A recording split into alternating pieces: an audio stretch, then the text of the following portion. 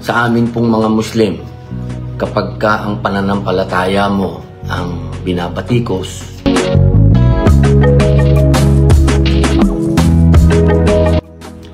ito pong nangyayari ngayon, nagulat po ako. Pagdating ko po sa bahay, ang akin pong may bahay ay siya po ay may kalungkutan. Siya po ay nababahala.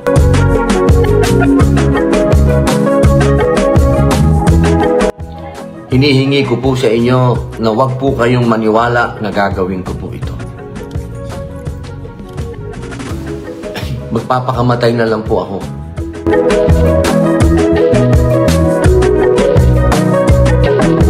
Senador Robin Padilla nagsalita na ukol sa pambabastos na ginawa ng pahayagang Rappler.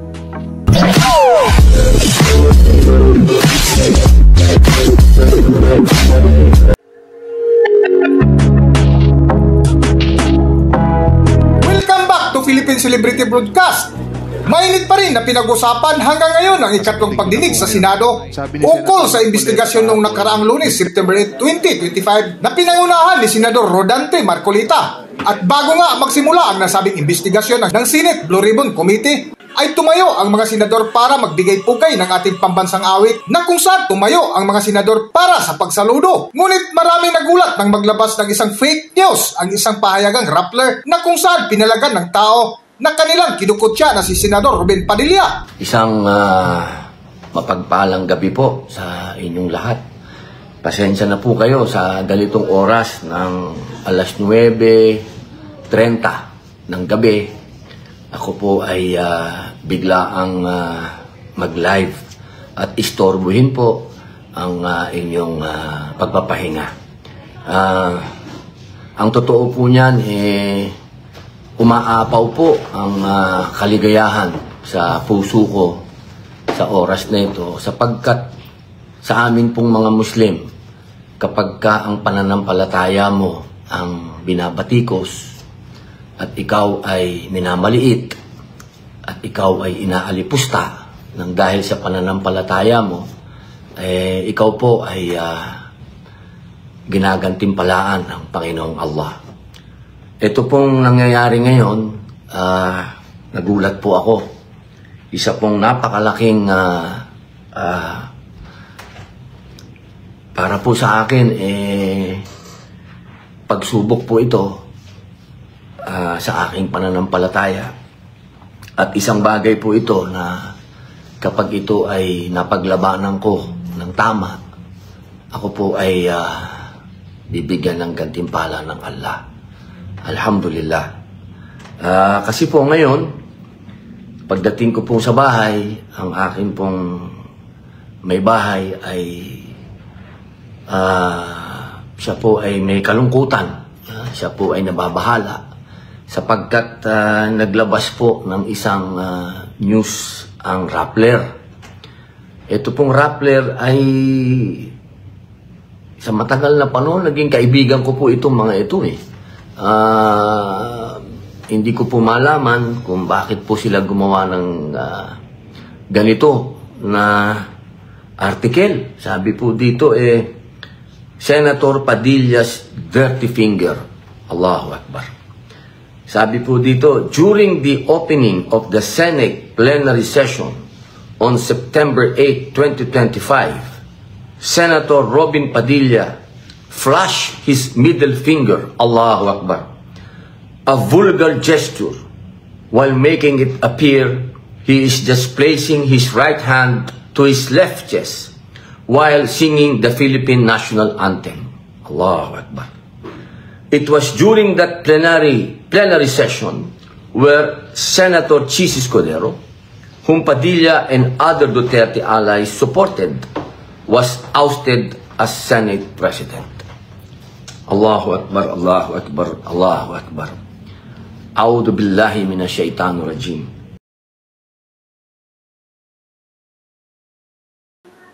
At matapos nga kumalat sa mundo ng social media ang litrato ni Senador Robin Padilla na ipinakalat ng isang pahayagang rappler na di umano ay isang dirty finger ang ginawa ng senador, ay agad naglabas ng isang video si Robin Padilla para suplakin ang nasabing pahayagan na kung saan ipinaliwanag ng butihing senador kung ano ang punto at ibig sabihin ng kanyang ginawa. Para sa buong kwento, narito ating panoorin ang video sa paliwanag ni Robin Padilla kung saan biglang natakot ang rappler at humingi ng apology kay Robin Padilla.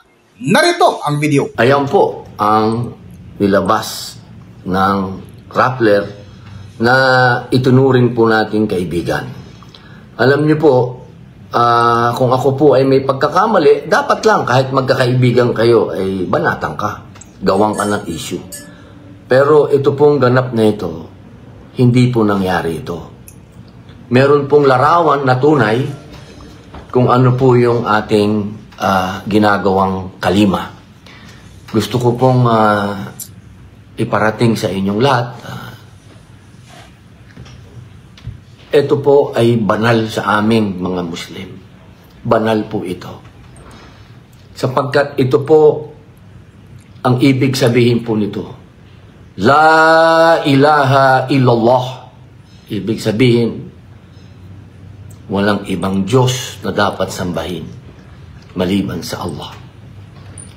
Ito po ang pundasyon ng aming pananampalataya. Dito po nakasalalay ang aming pag-ibig, paggalang, pagsunod sa Panginoong Allah. Hindi po namin pwedeng gawing kabastusan po ito. Magpapakamatay na lang po ako kung gagawin ko yun. Hinihingi ko po na wag po na sana natin itong gawing kalokohan. Dahil ito po ang pundasyon ng lahat ng pananampalataya ng Muslim. Ibig pong sabihin po nito, pag nilagay namin dito, Diyos ang una. Panginoong Allah ang una sa lahat. Kaya po, pag kumakanta po ng lupang hinirang, kaya po yan nakalagay dito. Tunay na mahal namin ang bansang Pilipinas. Tunay po yan. Pero una, ang Panginoong Allah. Iyan po ay mababasa din po natin yan sa konstitusyon natin. Una, ang Panginoong Diyos. Kaya sana, mga kaibigan ko sa rappler, wag naman ganyan. Wag naman yung pananampalataya ko po ang inyong banatan. Hindi ko naman po kayo pinipigilan kung meron po akong ginawang pagkakamali. Banatan nyo ako kahit magkakaibigan tayo. Pero pagdating po sa pananampalataya namin, Allahu Akbar, nagpapakamatay po kami para sa pananampalataya namin. Handa po namin ibigay ang buhay namin sa Allah. Allahu Akbar. Allahu Akbar, Allahu Akbar, Allahu Akbar.